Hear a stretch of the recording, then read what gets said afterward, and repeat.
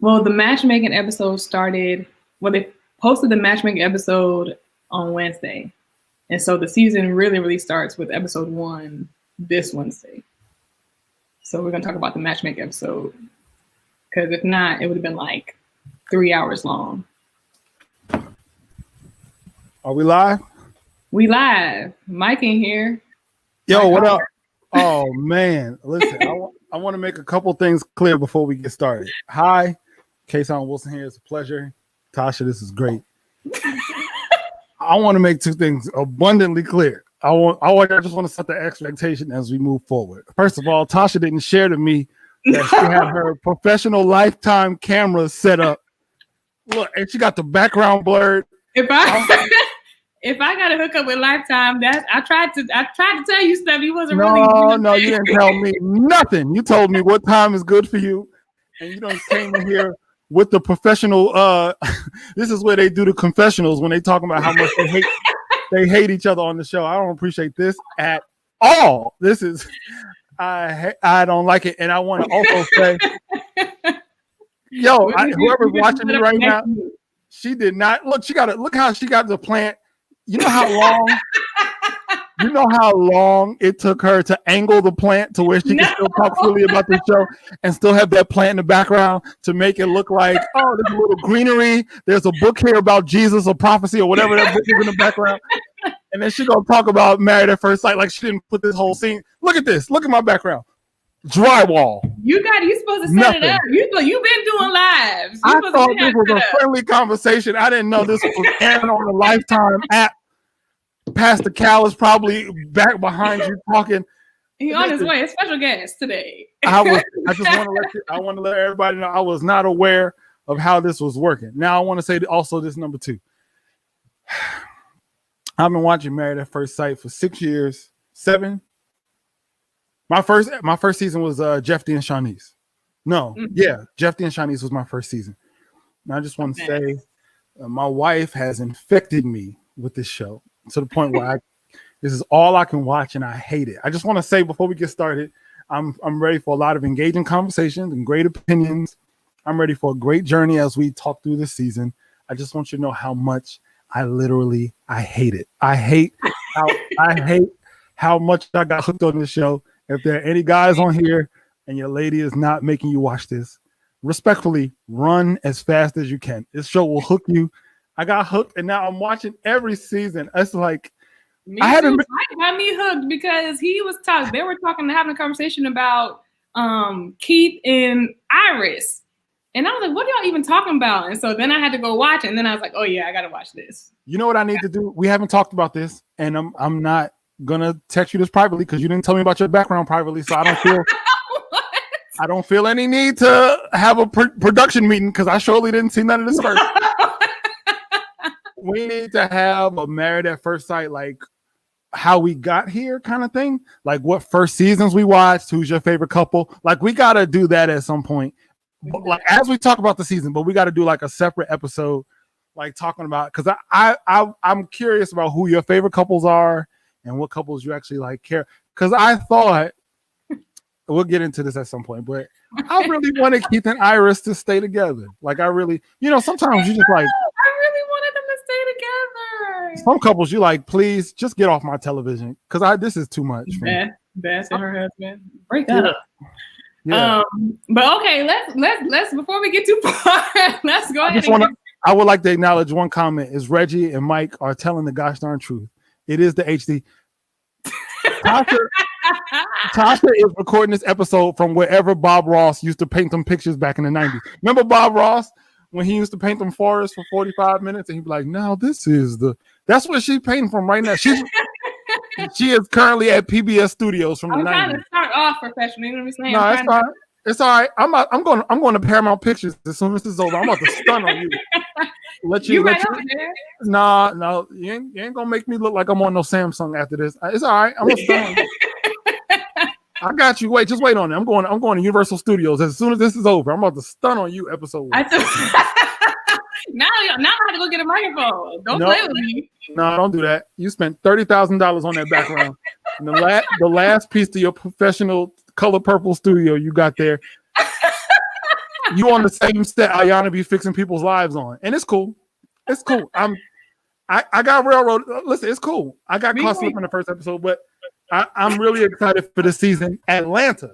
We haven't even started yet. Hold on. Oh, okay, my bad.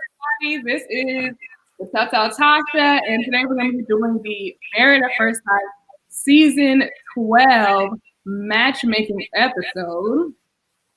This here, you know, these people, this season is in Atlanta.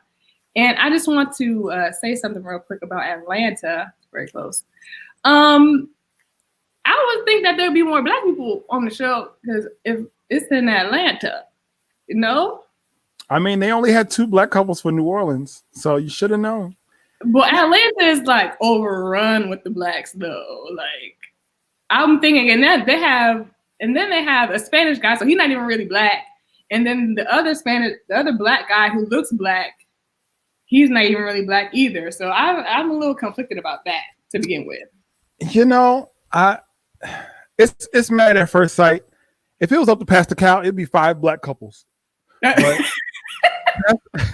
Pastor Cal be putting nothing but Black couples together. He would have had Married at First Sight Wakanda if it was up to him. Period. But you know, you gotta mix it up a little bit. You gotta mix it up. It's been this mix the entire time, but it's okay. The thing is, the Black couples that's there now, I'm like a little iffy on. We'll get to that. So I'm okay with it not being too many because it might go a little too far. Because if they do Married at First Sight Atlanta, it's all Black couples, and then next year they do Married at First Sight Boise, Idaho, with all white couples. It'd be a problem for me. You're right. I agree. Do we like Pastor? First of all, his name is not Kyle. You're thinking of Kyle Barker from Living Single. That's a whole different character. Do we like Pastor Kyle? He be keeping it real because when it comes to the matchmaking episode, and they be like, "What about this couple?" He'd be like, "You know, now if you want to open up a Pandora's box about our opinions of the panelists and the mentors." This could go a bunch of because I have opinions. So this is really on you, Tasha. Wait on it. You spent $40,000 on this set, so I need you to guide us through. We can save our panel opinions until the end. So I don't know if you saw, but their new thing now is to have them wear like eye masks down the aisle, so like they don't see each other until they're gonna get in front of each other at the altar, not even like walking in. What do you think about that? I think it is a direct response. Here's the thing about Married at First Sight that a lot of people need to understand. They will directly respond to something that did not work the season before. They'll respond to it in the new season. What happened was there was that moment between Amelia and when she recognized him, Bennett. And she was like, I've seen him before. And they just kept using that clip to try to make you feel like, you know how they always try to fool you into thinking like it's going to be a problem. But then they really wanted to be with each other. I think what they want to do, and this is what I believe, it's a direct response to the New Orleans season. Is I think what they wanted to do was save that moment so that when they got to the aisle, that whole moment of like, yo, I've seen him before. They can have that when they're face to face to make it even more suspenseful. Because if she hadn't had that moment and they could have had it at the altar, it would have been an explosive moment. I feel like it would have been the same.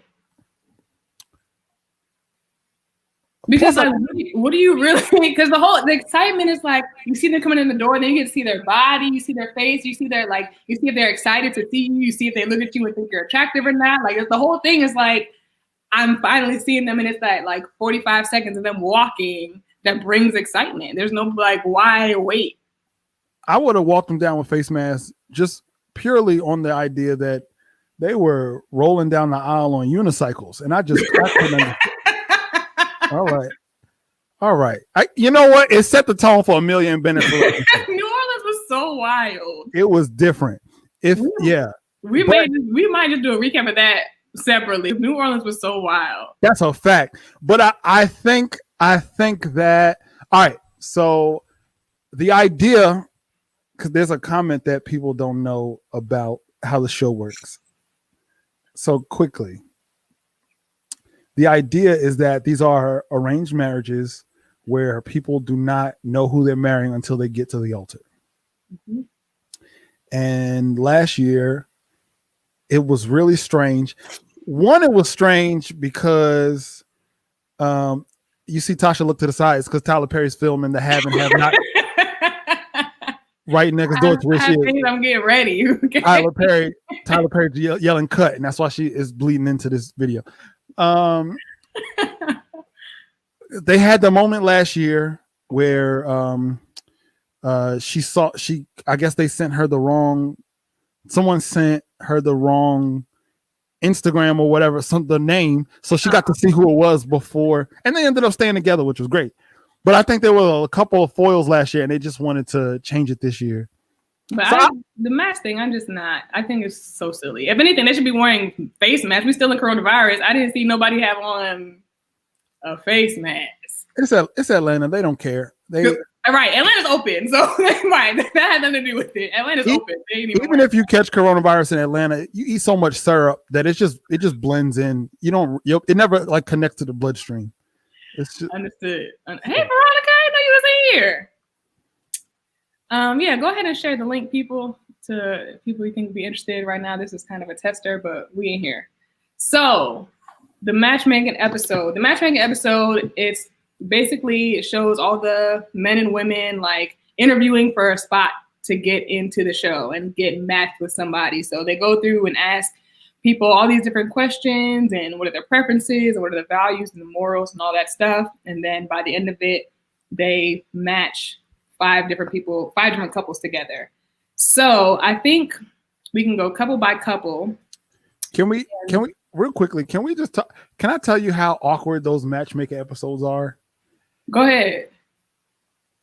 If I was one of the people who did not get picked, I would be furious. Because one girl was talking about how this guy wanted her to do number 2 on him. What you're not going to do? On TV forever. She didn't even get matched. What you're not going to do is show a comment that I made in private. I'm trying to get married. I'm trying to get chose out here.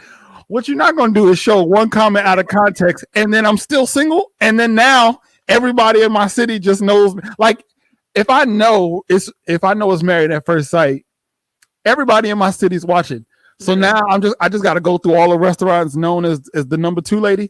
Absolutely not. She still said that she did number 1 on him. She said she didn't do number 2, but she still said she did number 1, and that's not good. I wouldn't even sign the waiver to put that. You got to find me somebody. I don't care who. You better be offline. Because it's like every first episode, like American Idol, they always show the terrible singers on the first episode. So like you're just gonna show me out here hungry and desperate for love, and then don't give me nobody. Like, no, I'm not doing that, fam. And people be talking about all their kinks and all the weird purposes. I'm like, yikes! They literally have nowhere to hide now. It's very disrespectful. Yeah. But the first couple, I'm gonna start with Clara and Ryan. Let me pull them up so people can see who they are.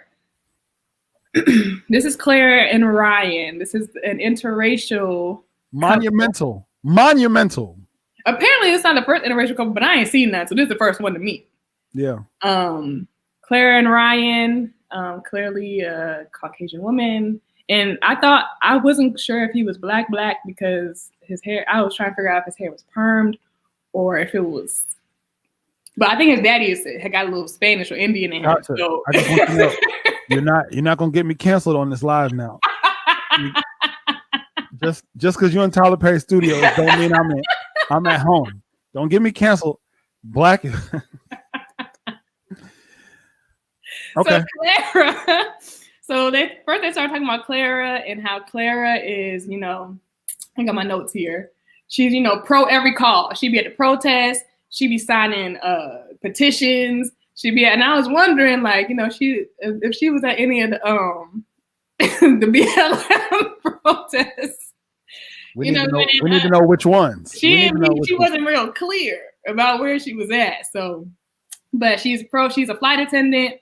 And she's pro everything. She's now for civil rights, for women's rights, for human rights. she's down for the cause. Now, that's actually a great question. Now, I must say, because I am married to one of the top 10 humans with estrogen in this world who watches every single love show there is. Right. Do you believe that Love is Blind made it possible or opened the door for more reality shows to have interracial couples because they became kind of the breakout couple from that show? Mm-hmm. Do you think that? Mm-hmm.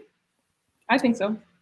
That's because people like it's basically not basically the same premise. It's almost the same premise, and it's just like, why are y'all being so anti mixing it up in this show and that show? They kind of didn't really have a choice because they picked whoever they wanted to pick. So I think it opened the door for that. Because Ready to Love doesn't care. They are Ready to Love is. I have not seen that. You never seen Ready to Love? Mm-mm. Are you just not for you? Well, I don't watch that much TV, but this show I have to watch. Married at First Sight for sure. Oh, Ready to Love is like Married at First Sight, but if they just pulled up to one Baptist church to cast it. They just pulled up to Jamal Bryant's church and was like, we need 20 singles. And they just pick up the first 20 people they can find from that church. But it's a great show. But I'm sorry. So first interracial couple, well, the first interracial couple that I can remember from Married at First Sight for sure. Maybe they had like a Hispanic or something that we didn't realize they was Hispanic and it was looking white. I don't know. But Clara is Clara. Ryan is a project manager. He works out a lot. It sounded to me like he was saying he wanted to be in an interracial relationship. Yeah. Because the way he was talking was kind of like people looked at him like he was weird for liking white girls. Was what I kind of took from what he was saying. So maybe they were like, okay, well, this is what you want. We'll give it to you. And she's obviously down with the swirl because she said that she liked everybody. She dated everybody. So she don't care who she with. So, you know, she'll be okay with it when she gets to the aisle. I mean, we'll see. She says she goes to every protest. I need to know. Were you in the Capitol on Wednesday? I just need to know. Do you go to all of them? No, I'm joking. She's probably very cool. And she's a flight attendant too. So I'm like, okay, so are you even gonna be home? Like, how does that work for somebody you don't even know yet? Maybe she took, the quarantine time off, decided to get married, and maybe let that be a part of the relationship. I'm not sure, but I think I'm kind of thumbs up on them. From so far what I can see, they'll probably get along well. She seems like she's cool with everything. And but he said one thing he did say in the special was that he's never said I love you to anyone outside of his family. And so apparently that's going to be the thing. Like, is he going to love her or not? Is his walls going to come down? Like, what's really going to happen? So, I don't know. Here's the thing. I'm generally not wrong when it comes to Married at First Sight couples. And I need to watch the Matchmaking episode again. But this is what I will say. I would be very, very, very... There are some couples that they fall apart immediately. You just know. They are just not going to work. Last year... I know there's a couple this time. Yeah. Last year, we knew who was not going to work. And I'm not going to lie. Dr. Pepper, I love you. But I would... so many people... I would probably sue her, but with this, I'm gonna give them a thumbs up for now. I'm actually gonna record. You say maybe. Okay. Let me tell you my prediction. Here's my prediction. There are some couples that fall apart, and they're not going to work. Then there are some couples that on the honeymoon you can tell they're not going to work. I think with them, I would be I want to see what they look like when they come back home to live their lives. Mm-hmm. That's where I'm reserving judgment. I want to see what they look like when it's time for them to come back and live their lives and introduce themselves to each other's family. I need to see that. Fair. Because sometimes with couples, not just interracial couples in general, it's not them, it's the families. And you can learn what the complexes are. If she's been dating around I feel like they probably know her already. Like, that's just Clara. And and him, that's true. He was kind of, I think he probably grew up in like an all-white high school or something. He did say that. He was kind of the only minority in his high school and stuff, so it's probably normal for them. Okay. All right. But we can move on. We can go to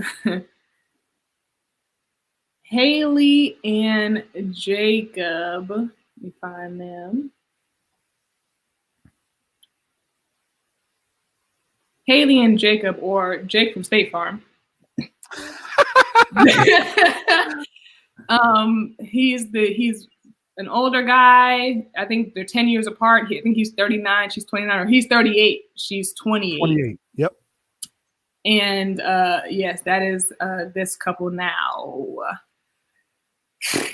So let me talk about them. Haley is a sales rep, and she is, 14 times a bridesmaid. 14 times a bridesmaid, always a bridesmaid, never a bride. And then Jake is a senior IT programmer, and he only eats steak and eggs. And he's borderline a bodybuilder, and he has a beach in his backyard that he built himself. So I'm not actually, I don't mind this age difference because I don't have nobody. I'm not like in a relationship right now. So I felt like, you know what I'm saying, there was a time I was looking for somebody 10 years older because I felt like because I felt like, it's like they can, be established and like, be mature and things like that. So I'm not really too weird about the age difference for them, but he looks, he looks like he's 48. And so to me, because he has gray hair in his hair and his beard and everything, and she's only 38, and I feel like she's not going to like that. Wait, she's 28. No, she's 28, exactly. And he's 38, but he looks like he's in his 40s. And I don't know if she's going to like that when she comes down the aisle. Wait. So are you saying the rule with dating somebody older is you just can't look as old as you actually are? What kind of rule is that? You can't. You're like, I don't think she'll appreciate the fact he's not only older, he looks older than he actually is. That is. If he looks 38, that'd be different, but he looks older than that. And he's like, I don't know, he's kind of quirky and things, and she seems a little. I don't know if they're gonna go together. Wait. Because I'm trying to get all through this marshmallow fluff you gave me before you said this. So you telling me there was a time in your life that you thought you wanted to date somebody older, right? Is that what you said? Yes. And how old were you when this was? Around what age? 29. When you were Haley's age, and you wanted to be age. You wanted to be Haley, essentially. No. So what you're saying is you want to be 28, but you want to marry somebody who's 38, but who also look 28. This is the thing. The thing with us is they gonna look younger, so it wouldn't be an issue for me. Is what I'm saying. So all right. So because I feel like people deserve a right to know the people they're watching. Did you ever date somebody? Did you ever date somebody older? No, it never happened. Because it just, I don't know. It just didn't happen. This is not about Haley and Jacob State Farm. No. Not anymore. It's not. So you telling me that if you dated somebody 10 years older, a qualification for you is that they don't look their age? It wouldn't. The thing is, as long as they're attractive, it wouldn't matter. But to me, I don't think that she's gonna be attracted to him. That's all I'm saying. I don't think that she is going to be attracted to him. Tasha, I think you have a 54-year-old boyfriend you're not telling anybody about. He's the one. He probably went out into a garden. He went out into his garden and picked that flower for you right now. That's why. That's where that plant came from. He has a garden with turnips in it. That's not what it is. I'm just saying. Because Can I tell I you wish what? I could zoom in on this. He's balding. He's gray all over. Look at her. She's young and fresh. I just don't know. He's 38. That's not that old. But I know people who be balding in their 20s. But I get it. I'm just look. Thank you, Toya. Thank you. I'm just saying. I don't know her. She could be dating Ron Isley for all I know. She can't be your only source for encouragement. Shayun, nothing is wrong with being bald. That's not what I'm saying. Why you gonna put his picture up showing him? Okay, this is a conspiracy. I can see what I walked into. This is not. This ain't it. This is not right. I'm trying to understand the point you're making. So you saying because she's the point I'm making is that I don't think she's gonna be attracted to him. Period. Whatever the reasons, I don't think she's gonna be attracted. But it sounds like you're getting out your trepidation. Like you don't even know this woman. How do you know? Maybe her fantasy was to be with somebody bald. Like, I can't wait to get to these old dudes.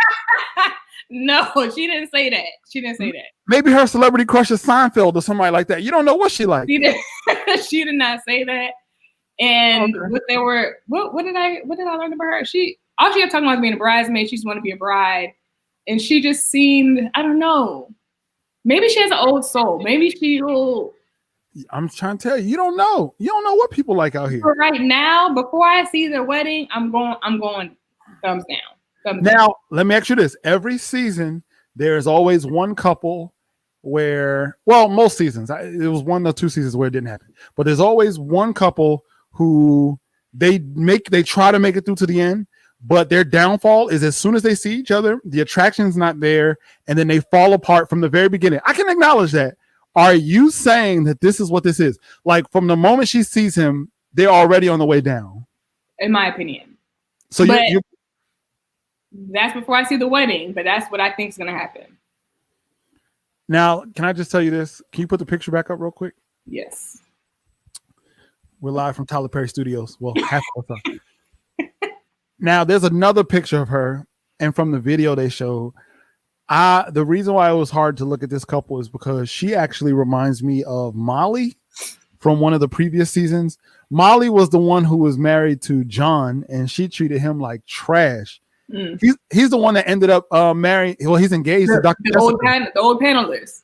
Yes, I don't mind. Hey, man, I came here for love. I don't care who I get it from.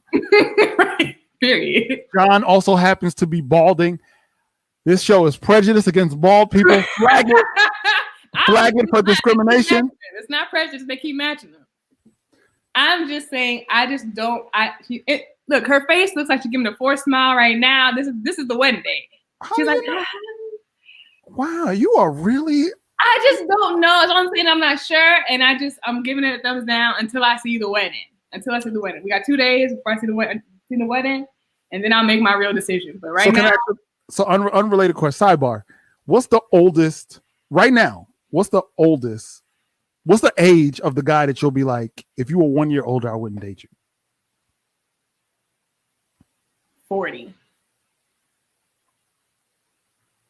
So at 41, you're like, regardless of how good of a person you are. Well, I mean, if it's the bomb or something, if it's like perfect, sure.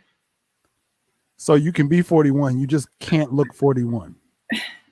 He's not gonna look 41. You know, none of this was in the introductory email. It's fine. This has nothing to do with this, okay? No, it does. It does because we've had, well, I'm trying to think. We've had couples on the show that have had significant age differences. 10 years? No. This is the first time. Okay, but I will say mentioned it. They were like, I don't know. And Pastor Cal even was like, yeah. He was being real about it. Like, I don't know about that. But I'm going with it because y'all said so. Now, one thing the show always has is groups of people or couples or just individual people who are tired of the dating game and just ready to be married. The one advantage that he does have is that she is ready to be married. If she said, I've been a bridesmaid long, I just want to be a bride, then maybe she does want somebody who's more mature and ready to settle down, and maybe not somebody who needs to work out kinks in themselves or have character things to work out. If he's more mature, ready to settle down, and might be quirky, so he may give like a little young spin on it so he just doesn't feel old all the time. That may be exactly what she wants and needs. You're right. Period. No, you're right. You're right. Period. I'm just, you know what I'm saying? That's probably why they matched him. What did you just like watch the episode just now and like take what they said or something? No, I'm just saying. That's probably why they matched them. But you gotta understand, my wife and I have a 7-year age difference. So you know what I'm saying? I mean, but also I can't even really tell how old you are. You could be in your 20s right now. I'm black don't crack. I'm 67 years old. That's all I'm trying to say. That's the only point I was trying to make the whole time. No. That's the point I was trying to make. That's it. We're moving on. Get Jacob and State Farm. And hey, y'all here. We going on to shout out to all the ball brothers out there. There's love for you out here in this world, in this cold, cold world. We're gonna go to Brianna and Vincent, or like I would like to call him, Vicente, which I will be calling him for the rest of the time.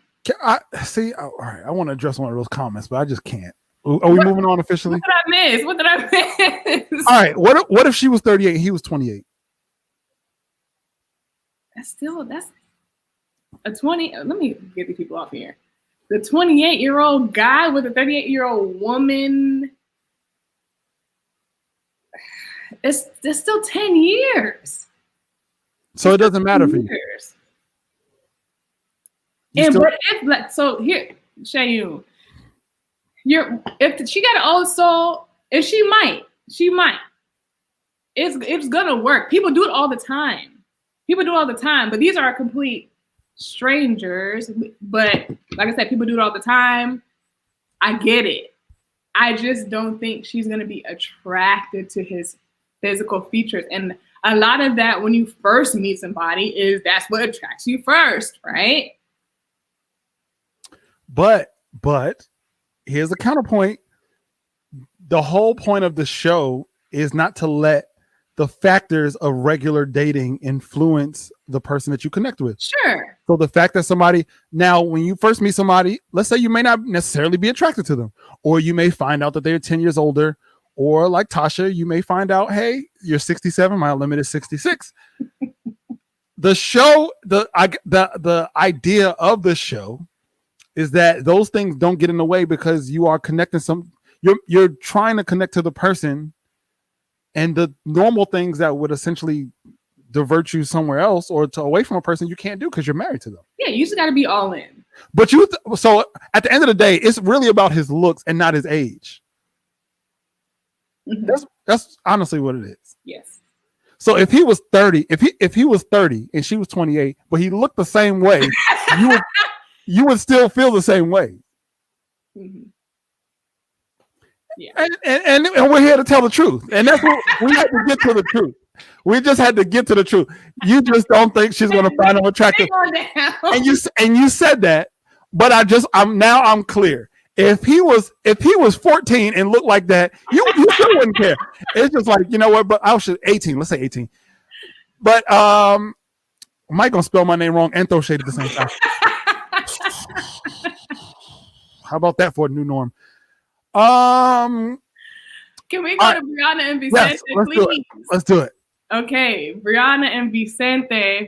Vincent is Dominican, and Brianna is the beautiful chocolate queen. Mm-hmm. And Brianna is an engineer. Mm-hmm. She's an engineer, borderline OCD. If things are not a certain way, she get a little iffy. She likes organization. She likes things a certain way, cut and clean. Mm-hmm. Vicente is an auto broker, and he basically came up out the mud. You know what I'm saying? He didn't really have a lot. Worked his way up, started his own business. He gives to the homeless. I don't know if you saw that when Pastor Cal was going through his house and was like, "Bro, where your shoes at? You got a lot of clothes. Where your shoes at?" He was like, I saw this homeless kid on the block, and he was kind of my age, and we were the same shoe size, so I gave most of my shoes to him. and because I really felt like he needed him.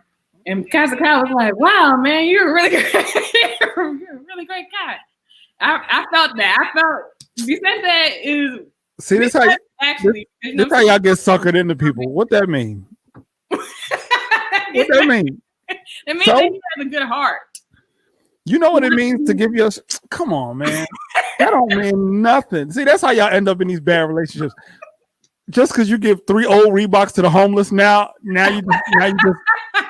you Boaz because you done gave 3 pairs of Vans to a homeless shelter one time. Like, come on, man. Come on, man.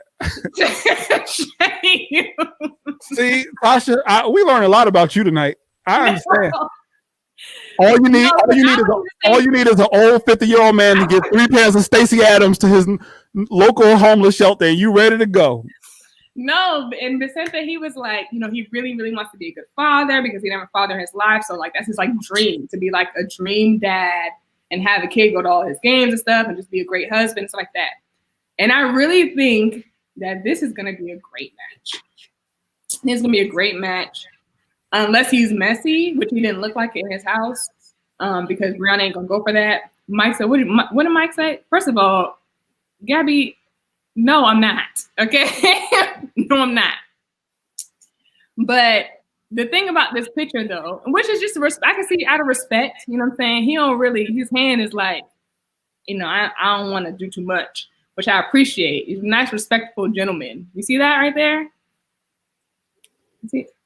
I mean, you want me to assume this man's character because of where his hand is in a picture? Yes. You don't already said this man was Mother Teresa because he gave 2 pairs of Jordans to the homeless. So you think he's Keanu Reeves in Hardball? So you're already gone. So I don't even know what to say anymore. I don't know why. Did you have something to say about them? Because I feel like they're pretty cut and dry so far. Hasn't been really nothing was like a red flag when I was listening to their thing. Here's what I'll say about Married at First Sight. The couples who I always feel have the best chances are generally the ones that are completely different, but they also have, it's a high floor and a high ceiling. I think that he is mild-mannered, which would be great for her. And I also think that she's an A personality, which would be great for him. Mm-hmm. It is all, here's the thing, on paper, now this is a theory, and people may not agree with this theory. I think any 2 people can have a great relationship for 6 months. Sure. I really do think that, because you're just sharing stories and everything. I think it becomes in the willingness to do the work. Something about the 2 of them says that they are willing to do the work to meet. I agree. So I feel if Pastor Cal feels good about a black couple, I'm generally on board. He loved them. He was all for it. Listen, if Pepper was like, I think this is the one, I'd be like, they ain't gonna make it. They're not gonna make it. I say, you might as well sign them papers now, Doc. Gonna make it. You might as well send that PDF and CC him on it because they going down. But Pastor Cal, if he wears really loud socks and says that he feels good about you, generally you good to go. Hey, sidebar. Hey, isn't it funny? I had 3 people on a Married at First Sight group chat who thought Pastor Cal won the Senate race in Georgia. They couldn't even tell the difference between him and Warnock. And that blessed my soul. They were like, oh my God, that's Pastor Cal. And I was like, nope. Wow. We don't all look alike. It blessed my soul. But I feel good about them. I don't know much about the Dominican culture. Sometimes culture has a lot to do with it too, because sometimes it doesn't have to be. We're not bound by our cultures, but sometimes it does lend itself to some of the patterns that we roll with. But I do feel good about that. I'm going to give them a thumbs up. And to that, one of the articles I read, he was saying that he wanted somebody who would like be okay with his culture. Like that was a point that he was making. They didn't put it in the Matchmaking episode, but in the articles I read, they said that more than once, that he was like, she got to be cool with the culture. Their downfall, hear ye me. And I would like to say this. I would like to give an opinion on how they will do, but I do want to give an opinion on what I think will be their downfall if they don't make it. I think their downfall, if they do not make it, will be in his. It will be because he's not willing to communicate. It'll be his not willing to communicate, and her steamrolling over him. I think it'll be important for him to like say it and then for her to receive it. That's a great analysis. That's one great point. All right. I think we can be done with them. The next couple is I don't think they're gonna make it either. Virginia and nope. No. Answer's no. No. Answer's no. Pack it up. Nope. Virginia and Eric. Nope. Absolutely not. Let me tell them about them first. Virginia is 26 and she is basically like a party girl. She's always out. She doesn't like commitment. Anytime a guy gets close, she's like, nah, I'm out. That's her whole MO. She's always likes to go out with her friends, drink, and all that stuff. Eric, on the other hand, is a pilot. One. He's also divorced. The first time they've had a divorced person matched on the show. They trying everything. They trying everything this season. Yeah. So she's 26. I think he's 34. Uh-oh. We know who that's a red flag for. But this is the point that I want to make. I don't think that they're gonna work because I don't think she's really ready to be married. Because he's been married, so he know what marriage is about. And he already know what he don't like and what he gonna want. And she is like, she ain't slowed down yet, so I don't really know if she's really gonna be ready for what he's expecting out of a wife. And she's gonna be looking at him like, "You want me to do what?" Here's my thought, and yeah, please rock with this. Don't be offended, anybody. Married at First Sight always puts at least one couple together that I'm always like, they're on the wrong show. They should be on Road Rules or Real World.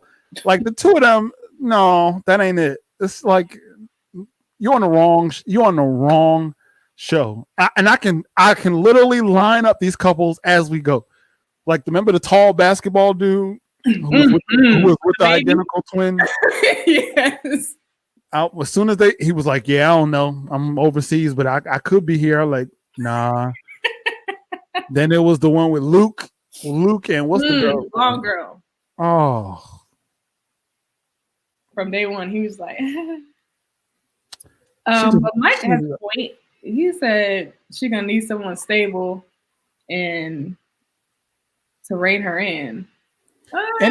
Anytime you describe a woman's needs like a horse, your relationship is probably not going to work.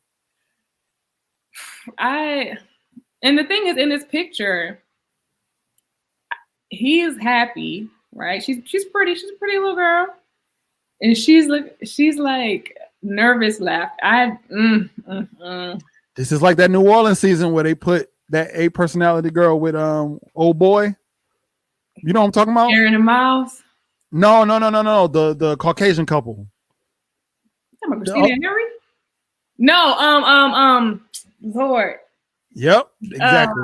Brent and Olivia. Yep. I was like, no. You know why? Because you can't put couples together based on why one person is good for one person. It does not work that way. Like, just because you are good for somebody doesn't mean it's gonna work. Sometimes that person just needs to get that quality. Why do I have to? And he's a pilot too. Like, you see what happens when you got a flight attendant. You see, Christina was a flight attendant. You better stay. Oh, was she a flight attendant? Because we don't really know she was lying about us. We don't really know what's going to work. I want her and old boy from who was the liar dude from DC?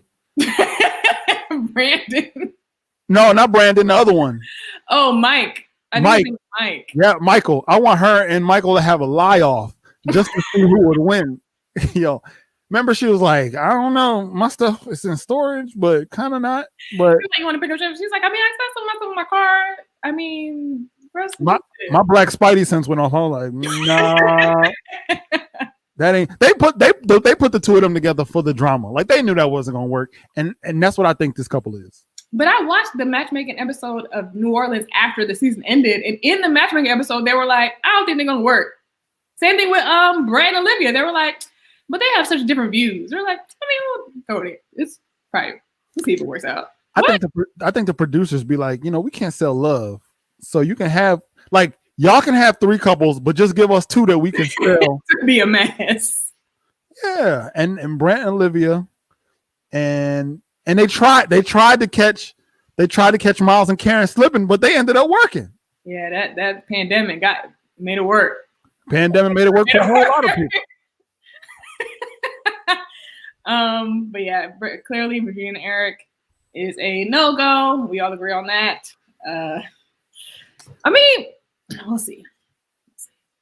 And the last couple, my favorite dramatic, I have so much to say about these people, is Paige and Chris. Paige and Chris. Okay. Chris is a finance manager and restaurant owner. And Paige is an accountant and a realtor. They got a lot of money between these people. Paige grew up in a family that everybody gets divorced. She wants to break the divorce curse in her family. That's her goal. She wants to break the divorce curse in her family. Chris, he listed the things that he wanted in a wife. And he said he wants her not to be a gold digger, intelligent, submissive, sexy, good in bed, and a freak. Those were his main things. And I was like, okay, I feel like it could be some more things that they could probably add to the list. And then we found out he's a pastor's kid, also an ordained minister, been engaged twice already and not married. And his whole thing was like, he has to wear the best labels. He always has, he was name dropping all his designer brands and all this stuff. He seemed real picky. I don't think that he's gonna like her. And I really like her. Like, her personality is super fun. She's super cute and upbeat, and like she's so like cool and exciting. But I don't think that's his type. And as picky as he is, I don't think he gonna like her. I don't think he gonna like her. I'm gonna say a few things. And I'm just gonna leave it at this. It is Atlanta.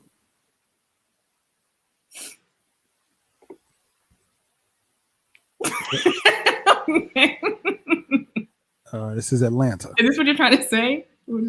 All right. Well, no. Listen. I'm just saying the season takes place in Atlanta. It does. And my blackness makes me root for the black couples. Right. A little bit more. Rooting for everybody black. And I'm trying to believe in them. And I do not. I don't. I'm trying to see it, but I have the same feeling. This is actually the exact same feeling that I had with Mika and Mike. Mm. This is the same feeling where she's hood, and I love that because she's just honest and raw and trying to do something positive. And I just have this suspicion that he's gonna do a lot. I hope I'm wrong. And here's the thing: when I have a bad feeling about a couple, I really do hope I'm wrong. So here's the thing about that. There's already a drama. I don't know if you watched the preview of the next episode, but I did not. Please give me hip. The preview, they got to be dramatic, and they put a second in of him saying she's pregnant, right? So who knows when that's gonna happen? But I was looking at an article where it said that he was engaged like a few months right before the show started. So when Pastor Cal was in there asking him, he was like, look, Pastor Cal literally went into the barbershop when he was getting that haircut that he was getting, and I wasn't really sure what he was going for. I didn't know which number on the board he was trying to get. But Pastor Cal, here comes the shade. Tasha, the way you give shade is endearing. This is very like, I'm not shade, but it's very much. I appreciate it. It's really good. I'm trying to gain that skill. That's great. Pastor Cal went in there. He said, "Hey, we have a couple more questions. Like, is there anyone, are you completely, cut off? You're not still talking to anybody, or whatever." He was like, "Nah." He was like, "So there's nobody that's gonna be mad, if you going to get married." He was like, a lot of people would be mad from my past. I was like, "Oh wow, okay, you got it like that." And he was like, "So nobody's gonna be upset." He said, "No." Pastor Cal said, "We found somebody like that was gonna be upset." And he said, "Ooh." So that's number one. He just was engaged right before the show. Right before. And they got pictures of his. I should have saved the pictures to pull them up here. Pictures of this big old rock that he gave this girl named Mercedes. Oh, you did the research. Oh, yes. Because I said, what? So people are suspecting that Mercedes is pregnant. I mean, listen, here's something that you have to consider. Pastor Cal is a pastor in Atlanta. That's where they found him. In fact, if people don't know this, Pastor Cal wasn't an original commentator on the show. He was just the pastor of one of the participants and became such a popular figure on the show that they made him a regular. Mm-hmm. As they should have. As they should have. Pastor Cal is the best. I actually like Dr. Jessica, but, she had to take one of the participants for herself. So that's a reason to leave the show. Can we consider this, phone? What if Pastor Cal actually knows his dad or his mom or whoever pastors that church? Is there a possibility that Pastor Cal already knows this kid or knows his family? Anytime Pastor Cal, yes, Tasha is an investigator, and that's why she already knows the balding patterns of your entire family tree before she dates you.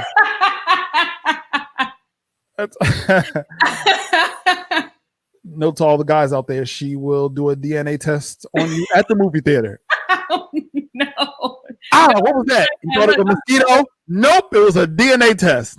She knows everything about you. She can tell you you're COVID negative by the time y'all get the movie tickets out. She is ready. Look, now listen, set me up like this. Hear me out. I'm gonna tell you why this is gonna be a fun season, because I am the ultimate conspiracy theorist when it comes to stuff like this. Mm-hmm. Pastor Cal is a pastor in Atlanta. Atlanta's a big city, but a very small community. Right. Mm-hmm. What if Pastor Cal knows this kid and knows his family? Anytime Pastor Cal expresses doubt about a couple, it is a reason. It's like Pastor Cal be trying to tell you through the screen, like, like, you sure you ain't got nobody? Like, he be looking into the camera sometimes, like he trying to tell us, like, he ain't right. It's the office. He like Pastor Cal be wanting to say the N-word sometimes, and I'm not gonna say it on here, but you could tell, like, sometimes he'd be like, cut the cameras off. Now, come on now. Let's have a real conversation. All right. Yeah, like, he knows that if you are just recently engaged with somebody and something ain't right, he knows. And pastors know each other. You know of somebody, different churches around the city. Like, what's up. I would put something on it that Pastor Cal knows something about this kid and his family. Enough to know. And if he doesn't, he knows the culture of being a PK. Sure, exactly. I'm not saying it wouldn't happen. I'm not saying it can't happen. Everybody's an individual. But a PK coming on Married at First Sight. And he's an ordained minister too. He said he felt like God didn't want him to do that.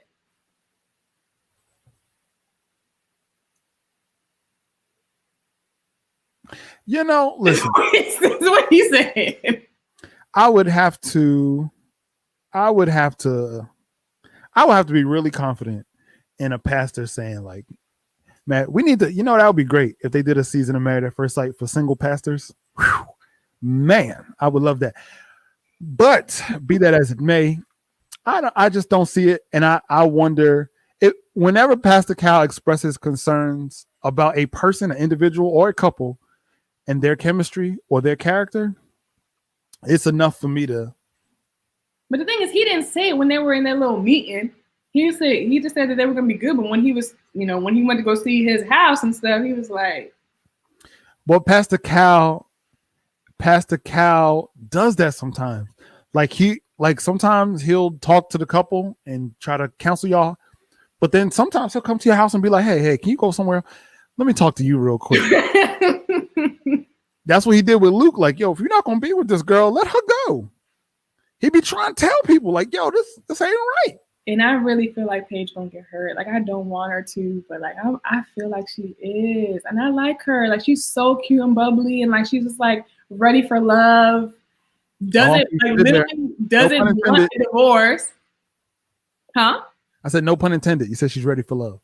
Oh. She's just so excited. And I'm just like, I don't feel bad for her.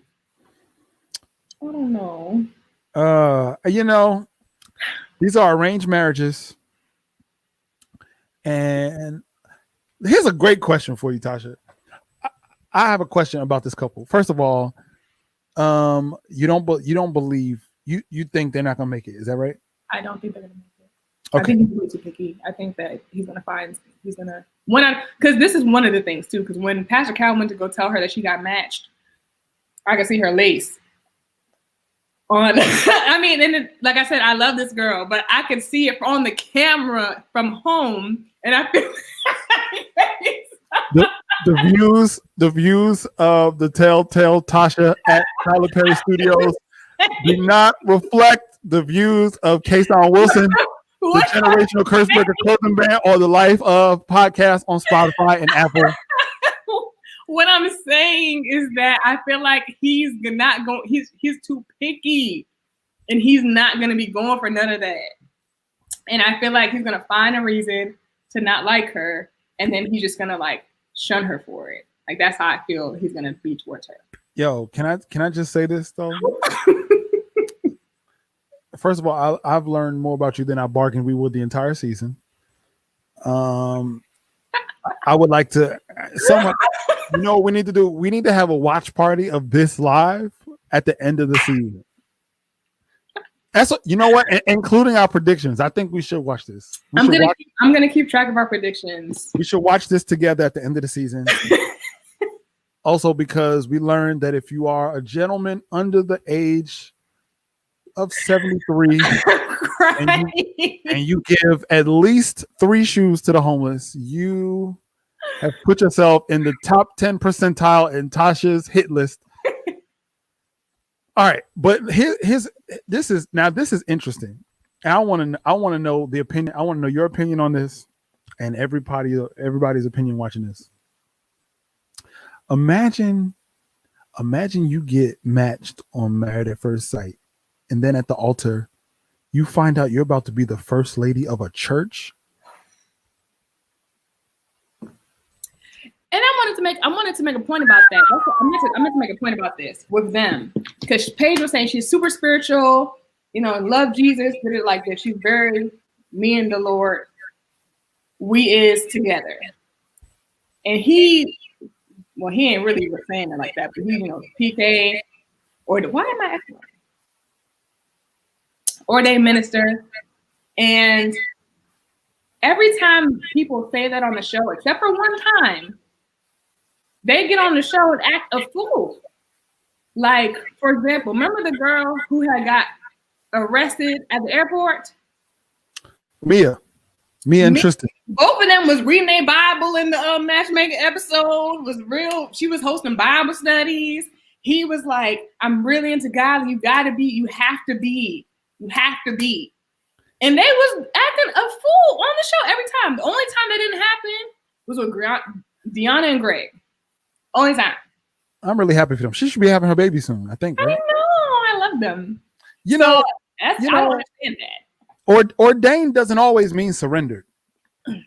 And that is important to know. That is a title that someone has given you, but it doesn't always equal, you hope that I have enough judgment for my own Christianity and my own process. I don't have enough for anybody else's. I can't. I got my own stuff.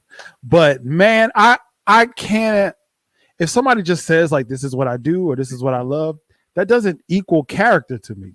So when I hear a PK, most people are like, "Oh Lord, here we go," but it's like that doesn't mean anything to me. But it's just like that hope that just like somebody is like it's gonna be some positive representation, and it just don't be. You're watching Lifetime. Like, what do you think this is? You said what? You're watching Lifetime. Why are you looking for? This is not a Spike Lee joint. Dark Sisters movie. You know what I'm saying? Listen, if you want a positive representation of Christians, if you want a positive representation of the faith, read the Bible. That's it.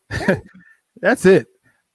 If you're watching Married at First Sight Atlanta for a good representation, y'all just be trying to y'all just be desperate. People be so desperate. Like y'all be walking out of movies and TV shows all disappointed. Like, how come he ain't represent us? Are you serious?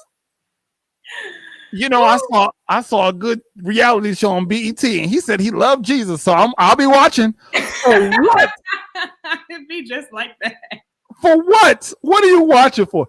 You stop lying. You are watching to watch these people crash and burn, and possibly a great love story, and that is it. You better find you a good local church with people who are trying to do it right. Listen.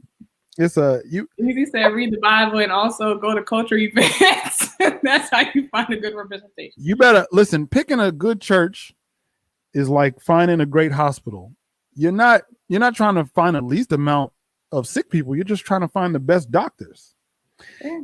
And that's how I feel about this show. Y'all, but listen, let me tell y'all right now, if y'all believe in Jesus and y'all putting all these pressures on this man to represent God, the man already told you I want somebody freaky. He didn't say nothing about Ecclesiastes or Galatians. He didn't say nothing about hermeneutics. He wants a freak. That's what he said. So we just gonna hope and pray. So as of right now, really, I'm only really here for Brianna and Vicente. First of all, is there a reason? Are you gonna pronounce Vicente with that? I just want to know. I just need to know if you're gonna give that. Can you say it one more time? Vicente. Okay. All right. I just want to know what we're working. I want to set my expectations.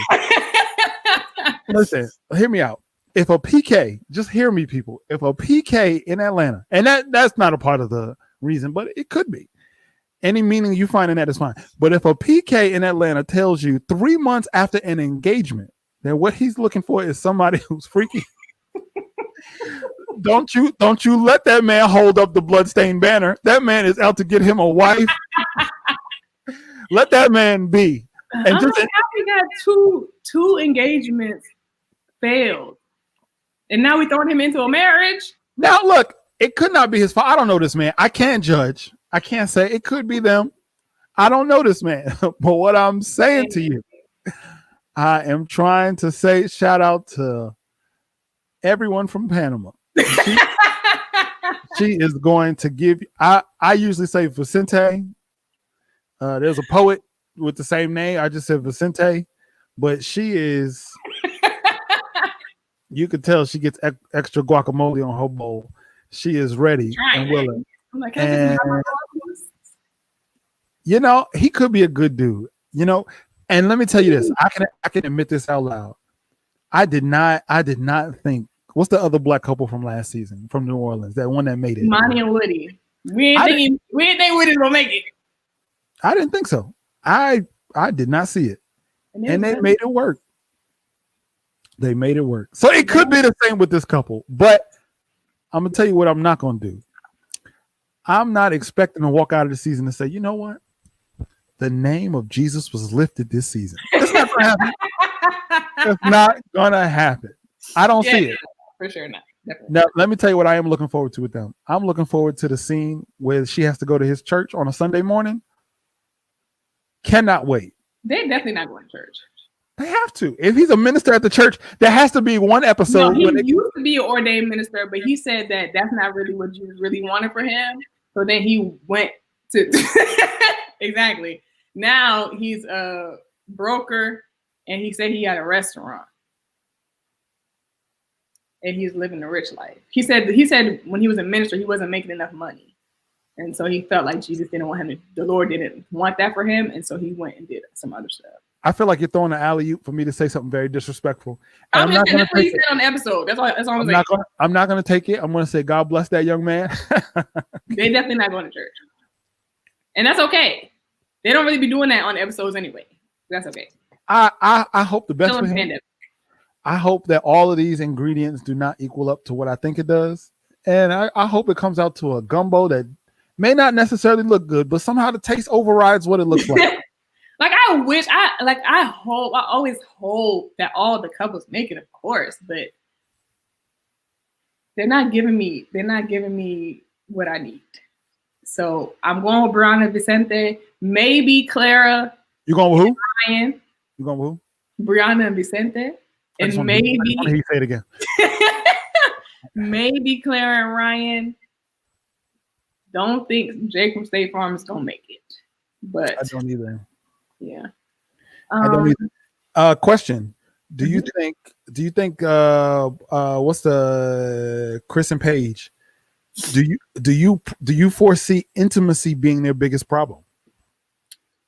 I gotta find out who Chris and Paige is. Hold on. That's the pastor, the PK. Oh yeah, okay. Absolutely. I don't think that she's his type.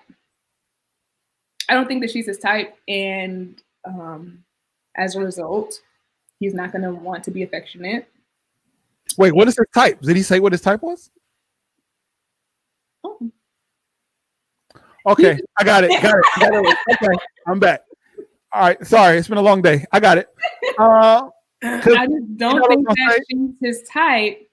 I think that he's very picky. Like I said, he's very, very picky, and I don't think that she's his type. Although I think that she's extremely beautiful. She's extremely fun. Her personality is, I love her personality. She would be a great friend of mine. I don't think that she's his type. She looks like, if you look up Atlanta in the dictionary, she looks like Atlanta. Like every time you say her name, the smell of cocoa butter protrudes in my house. Like she has a great body, like everything, but I just don't think that it's his type. Right. That's all I about that. The views of Telltale Tasha do not necessarily. Don't think she's his type. Yo, I don't think Jake from State Farm is her type. No, I see what you're doing. You're smooth with it. You're good. You're good. I see what you did. I'm picking up what you're putting down. That's cool. I agree with you though. I agree, and I want the best for them. I want to be wrong. Exactly. I want to be wrong. Because he might really like chocolate. You might. And that could seal the deal for him. I don't know. That's a tough one. We're going to find out on Wednesday. Wednesday is the marriages at the, they usually do 2 parts, but hopefully they do all one night because I don't feel like having They're not. They're going to string this out. So Wednesday night, so we'll be back later after that. not gonna put a date on it. Just no, we're gonna do it Thursdays. Okay. We're gonna do it Thursdays. So yeah, I really enjoyed this conversation. Thank you so much, Kasaun. Oh no, bro, this is dope. And the reason why we're doing it Thursdays is because I'm in LA and we're 3 hours behind, so we see the show at different times. Yes. So yeah. So make sure you follow Kasaun. His Instagram is right there. And you can follow me at my Instagram is on the screen as well. And we will see y'all next time. Thank you for everybody that joined in the conversation. And we'll see y'all back here on Thursday. Live from Tyler Perry Studios. Bye.